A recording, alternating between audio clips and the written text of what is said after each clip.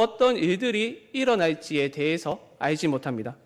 비록 과학기술의 발달로 인간의 능력이 극대화된 시대를 우리가 살아가고 있다 하더라도 무슨 일이 일어나는지 도무지 알 수 없습니다.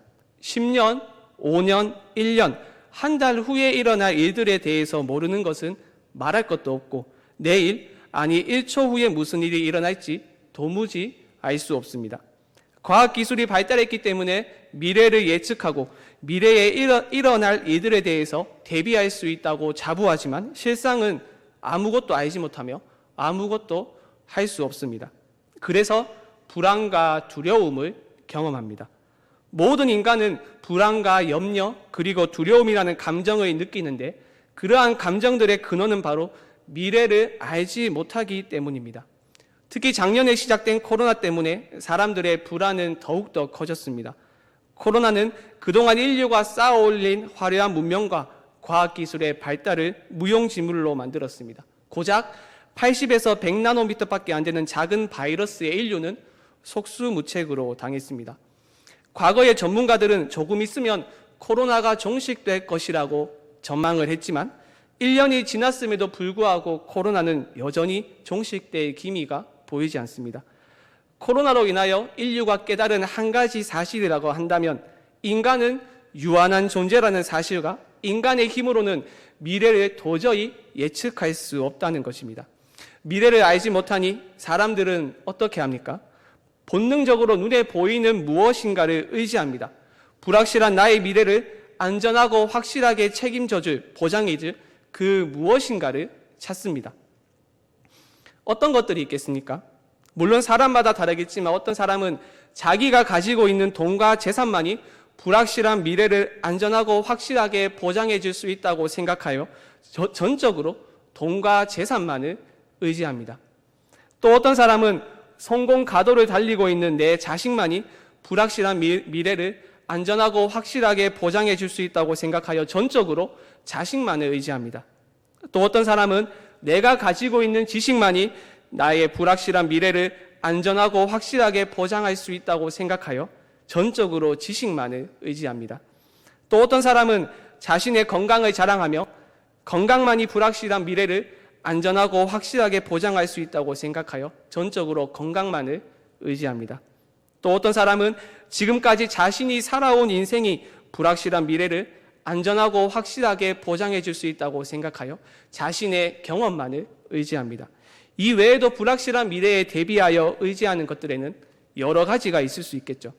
그렇다면 성경은 불확실한 인간의 미래에 대해서 무엇이라고 말씀할까요? 어떻게 하라고 말씀할까요? 오늘 본문의 말씀은 이렇게 말합니다. 너는 마음을 다하여 여호와를 신뢰하고 내 명철을 의지하지 말라. 너는 범사의 그를 인정하라. 그리하면 내 길을 지도하시리라. 말씀은 먼저 여호와를 신뢰하라 라고 말합니다.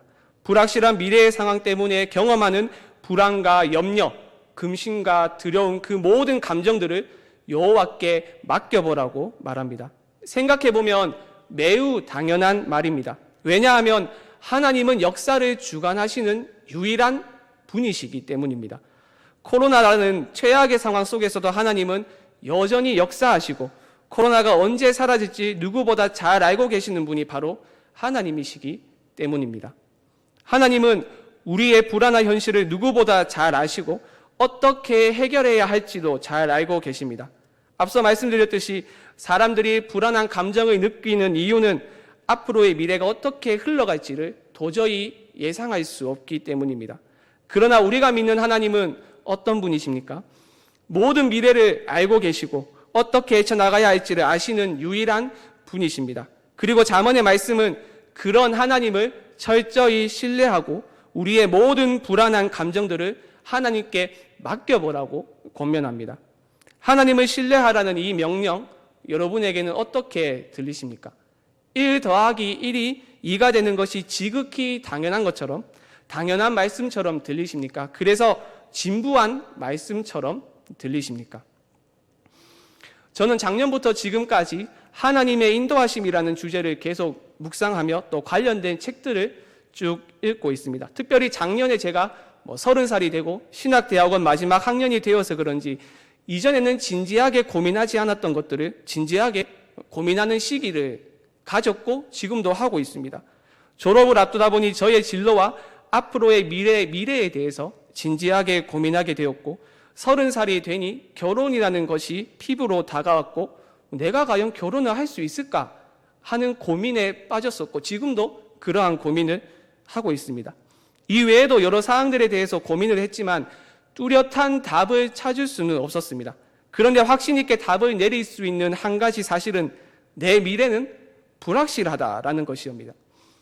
진로와 결혼을 포함한 장래의 모든 것들이 불확실하지만 내 미래가 불확실하다는 것만큼은 제가 확신을 할 수 있었습니다. 그런데 때로는 물밀듯이 밀려오는 고민과 불안함 때문에 밤잠을 설치기도 할 때 기도하며 말씀을 보고 묵상하고 책들을 읽어 나가다 보면 모든 생각과 고민들은 단 한 가지로 귀결이 되었습니다. 너는 마음을 다하여 여호와를 신뢰하라. 이것 말고도 다른 여러 내용들이 많이 있지만 그 모든 생각들은 여호와를 신뢰하라라는 거대한 나무 줄기에서 뻗어나오는 격가지들에 불과했습니다. 우리는 어쩌면 단순하고 진부하게 들릴지 모르는 이 진리의 말씀을 마음에 새기며 굳게 붙들어야 하는 믿음이 필요합니다. 불확실한 미래 때문에 염려가 물밀듯이 밀려오더라도 다른 곳에 한눈을 팔지 말고 다른 곳에 나의 평안과 안녕을 맡기는 것이 아니라 우리의 미래를 훤히 꿰뚫어 보시는 여호와 하나님 안에서 안녕과 평안을 찾아야만 합니다.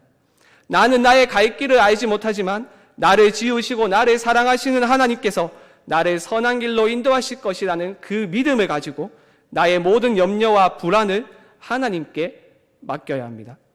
삶의 모든 염려와 근심을 여호와께 맡기고 마음을 다하여 그분을 신뢰하는 사람이야말로 지혜를 소유한 사람이며 지혜의 인도를 받아 지혜의 길을 걷는 사람, 바로 여호와를 경외하는 사람인 것입니다.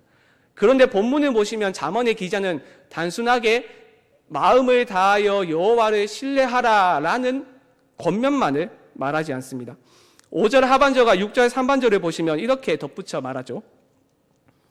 내 명철을 의지하지 말라. 너는 범사의 글을 인정하라.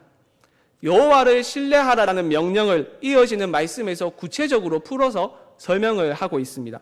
여러분, 보이지 않는 하나님에 대한 전적인 신뢰는 자신의 명철을 의지하지 않는 것과 범사의 하나님을 인정하는 구체적인 삶의 실천으로 반드시 나타납니다.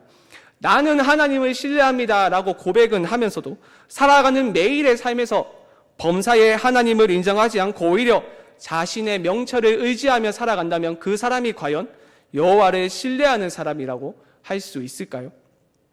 우리말 성경은 6절 상반절의 말씀을 너는 범사의 글을 인정하라 라고 번역을 했지만 원문을 정확히 번역하면 범사는 모든 길이고 인정하라는 알아가라는 의미입니다. 즉 너는 모든 길에서 여호와를 알아가라, 또는 너는 모든 길에서 여호와를 알아가려고 노력해라 라는 뜻입니다.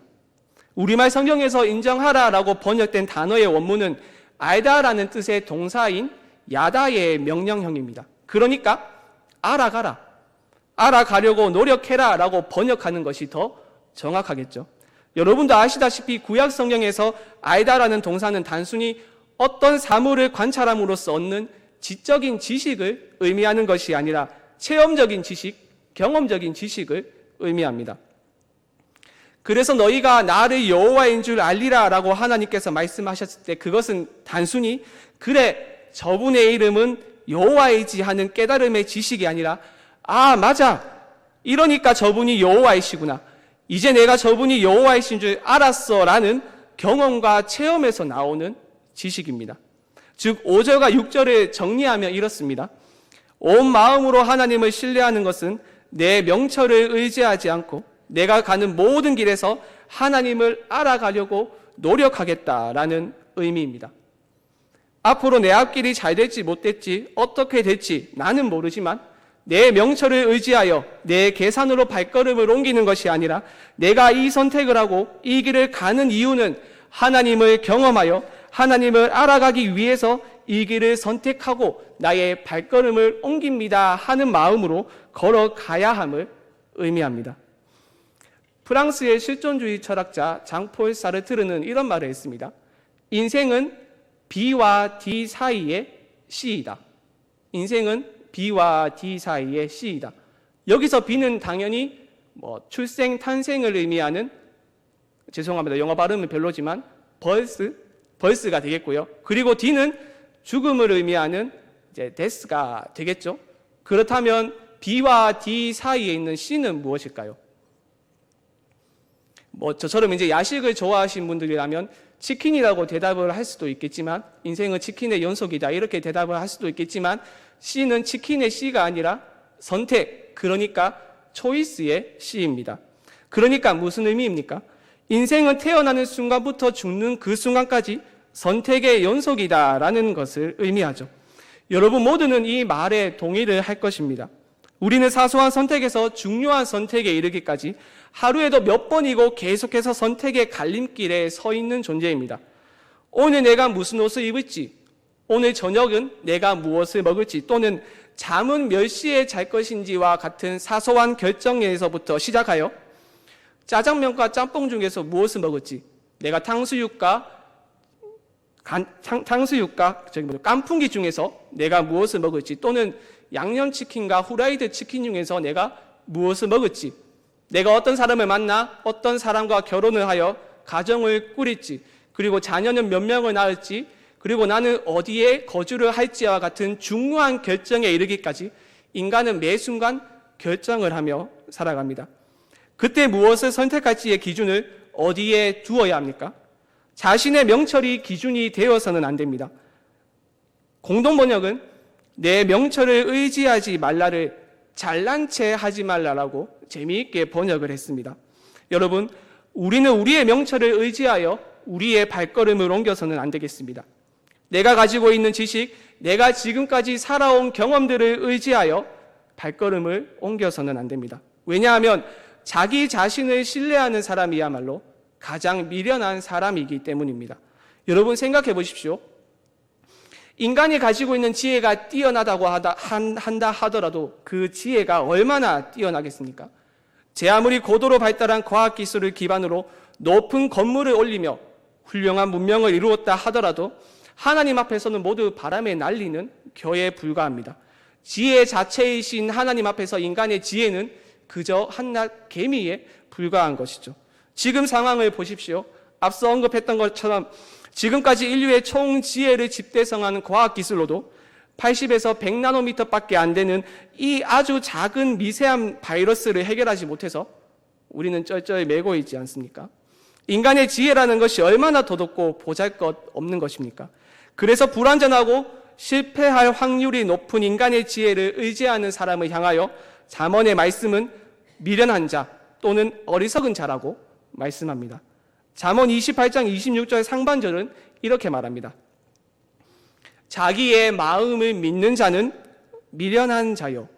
또한 잠언 26장 12절의 말씀을 보시면 스스로 지혜롭게 여기는 사람에 대해서 이렇게 말합니다. 내가 스스로 지혜롭게 여기는 자를 보느냐?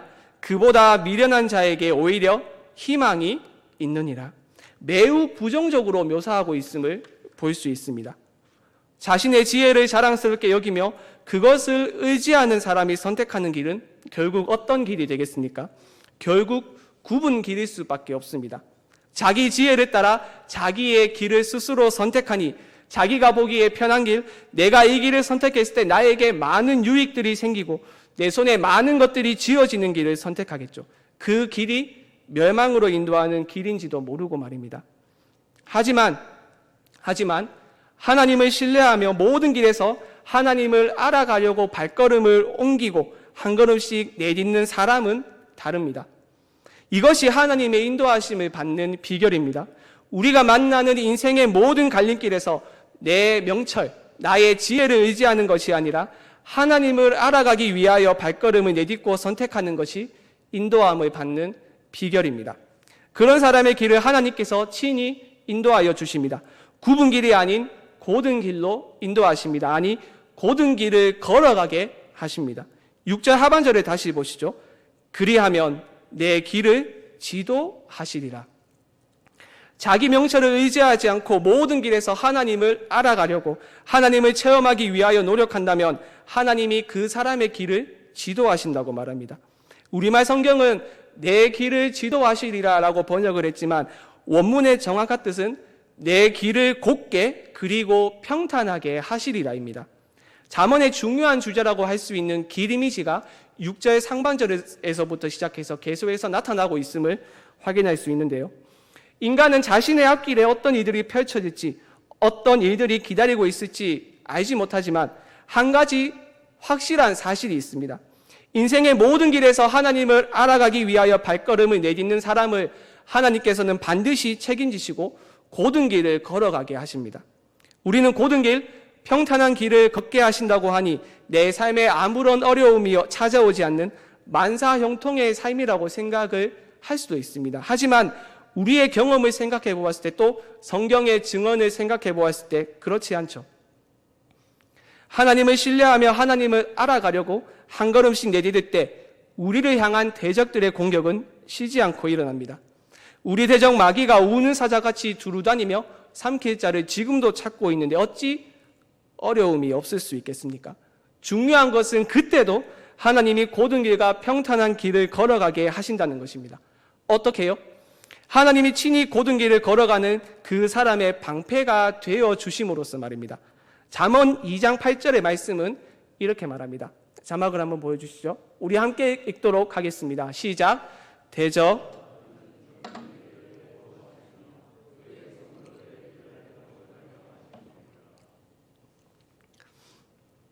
하나님은 당신을 신뢰하는 당신의 백성들이 고든 길을 끝까지 걸어갈 수 있도록 보호하십니다. 설령 내가 보기에 지금 내가 걸어가는 길이 비극의 연속처럼 보인다 하더라도 결코 그것이 끝이 아님을 우리는 알아야 합니다. 하나님은 당신을 신뢰하는 사람을 모든 상황 속에서도 끝까지 인도하시기 때문입니다. 그렇다고 하더라도 지금 당장 1초 후에 나에게 어떤 일이 일어날지 알 수 있다는 그것은 아닙니다. 하나님은 그런 식으로 우리의 발걸음을 인도하지 않으십니다. 하나님을 신뢰하는 사람은 하나님의 뜻이 드러난 계시된 말씀의 인도함을 받으며 한 걸음씩 한 걸음씩 아주 천천히 앞으로 나아갑니다. 우리가 잘 알고 있는 시편 119편 105절의 말씀은 이렇게 말하죠. 주의 말씀은 내 발의 등이요 내 길의 빛이니이다.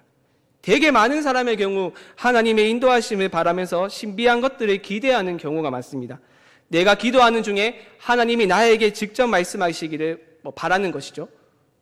이런 것을 해라, 저런 것을 해라, 이것을 선택해라, 저런 것을 선택해라, 이 길로 가라, 저 길로 가라 라는 뜻으로 말입니다. 또는 어떤 표적을 구하기도 합니다. 마치 하나님께서 기드온을 향하여 미디안을 공격하라고 하셨을 때 기드온이 양털에만 이슬이 있고 주변 땅은 마르는 표적을 구했던 것처럼 말입니다. 우리는 하나님의 인도하심을 바랄 때 어떻게 보면 이런 요행들을 기대해서는 안 되겠습니다. 하나님의 뜻이 기록된 성경, 하나님이 원하시는 뜻이 무엇이며 하나님이 기뻐하시는 뜻이 무엇인지 기록된 성경의 인도를 우리는 받아야 합니다.